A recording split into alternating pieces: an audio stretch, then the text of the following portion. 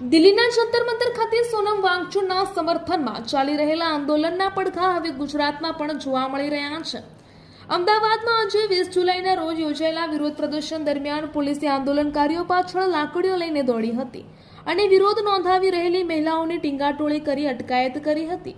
અમદાવાદના MG library બહાર પ્રદર્શનકારીઓએ મોદી હાય હાય અને આઝાદી હમ લેકે રહેંગે જેવા નારા પોકારતા પરિસ્થિતિ વણસી હતી, જેના પગલે એક્શનમાં આવેલી પોલીસે વિરોધનકારીઓને ટીંગાટોળી કરીને અટકાયત કરી હતી। ગુજરાત એન્ટી ટેરરિસ્ટ સ્ક્વોડ દ્વારા સિદ્ધપુર, બનાસકાંઠા અને ભરૂચ સહિત રાજ્યના વિવિધ વિસ્તારોમાંથી જૈશ એ મોહમ્મદ સાથે જોડાયેલા 14 આતંકવાદીઓની ધરપકડ કરવામાં આવી હતી। આ મામલે ચાલી રહેલી તપાસમાં દરરોજ નવા અને સનસનાટીભર્યા ખુલાસા થઈ રહ્યા છે।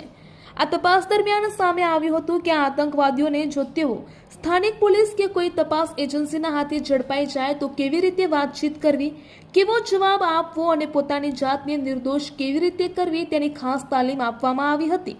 આ સ્પેશિયલ ટ્રેનિંગના કારણે હાલ તપાસ એજન્સીઓને પૂછપરછ દરમિયાન મુશ્કેલીઓનો સામનો કરવો પડી રહ્યો છે। ગુજરાતમાં હાલમાં એક સાથે 3 શક્તિશાળી વરસાદી સિસ્ટમ સક્રિય થતા ચોમાસું ફરી જામ્યું છે, જેના ભાગરૂપે આજે સવારે 6 વાગ્યાથી બપોરે 2 વાગ્યા સુધીમાં રાજ્યના 93 તાલુકામાં વરસાદ નોંધાયો છે, જેમાં વલસાડમાં સૌથી વધુ 3.5 ઇંચ વરસાદ ખાબક્યો છે।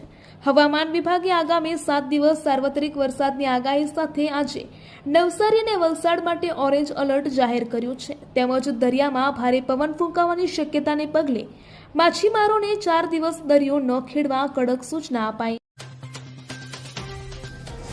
સચિવાલયમાં કર્મચારીઓ સમયસર ફરજ પર હાજર થાય છે કે નહીં તેની ચકાસણી માટે સામાન્ય વહીવટ વિભાગ દ્વારા ચેકિંગ અભિયાન હાથ ધરવામાં આવ્યું છે। સામાન્ય વહીવટ વિભાગના અધિક મુખ્ય સચિવ અંજુ શર્માના આદેશ બાદ સચિવાલયના વિવિધ વિભાગોમાં કર્મચારીઓની હાજરીની તપાસ કરવામાં આવી હતી।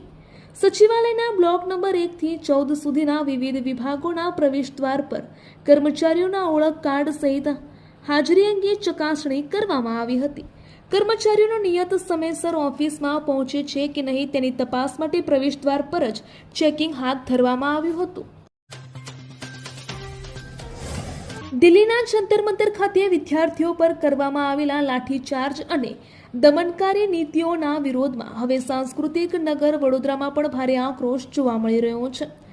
દિલ્હીમાં વિદ્યાર્થીઓ પર થયેલા અત્યાચાર અને લાઠીચાર્જના અહેવાલો આવ્યા બાદ વડોદરાના યુવાનો અને વિદ્યાર્થીઓ સંગઠનો રસ્તા પર ઉતરી આવ્યા છે। શહેરના ગાંધીનગર ગૃહ ખાતે વિરોધ પ્રદર્શન કરવામાં આવ્યું હતું। ગુજરાત યુનિવર્સિટીના નિવૃત્ત અને વિવાદિત પ્રોફેસર પ્રદીપ પ્રજાપતિની યુનિવર્સિટીમાં ફરીથી એન્ટ્રીને લઈને માહોલ ગરમાયો છે। પ્રદીપ પ્રજાપતિની યુનિવર્સિટીમાં પ્રવેશબંધી તથા તેમનું પેન્શન અટકાવવા શિક્ષણ વિભાગે આદેશ કર્યા છે, છતાં યુનિવર્સિટી દ્વારા તેનું પાલન કરવામાં આવ્યું નથી। આ ઉપરાંત પ્રદીપ પ્રજાપતિ સામે નાણાકીય ઉચાપતનો કેસ હોવા છતાં તેઓ યુનિવર્સિટીના મહેકમ વિભાગમાં લેટર મારતા હોવાના સીસીટીવી પણ સામે આવ્યા છે, જેને લઈને અન્ય પ્રોફેસરો દ્વારા ફરિયાદ કરવામાં આવી છે।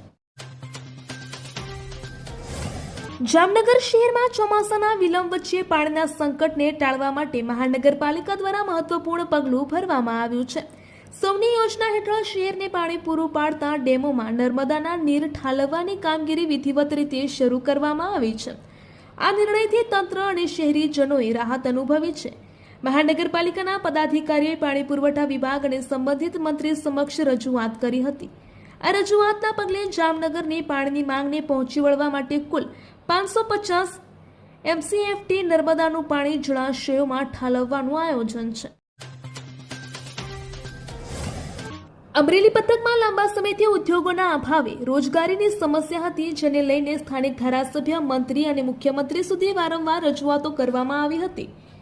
આખરે રાજ્ય સરકારે અમરેલી તાલુકાના શેડુભાર ગામ નજીક 25 હેક્ટર જમીનમાં ગુજરાત ઔદ્યોગિક વિકાસ નિગમ સ્થાપવાની મંજૂરી આપી છે। આ નિર્ણયથી સ્થાનિક લોકોમાં ખુશીનો માહોલ જોવા મળી રહ્યો છે અને આગામી સમયમાં રોજગારીની મોટી તકો ઊભી થશે। કચ્છ જિલ્લાના દરિયાકાંઠા વિસ્તારમાં આગામી 2 દિવસ ઊંચા મોજા ઉછળવાની સંભાવના છે। આને પગલે સત્તાવાળાઓ દ્વારા લખપતથી કંડલા સુધીના સમગ્ર દરિયાકાંઠા માટે ઓરેન્જ એલર્ટ જાહેર કરવામાં આવ્યું છે।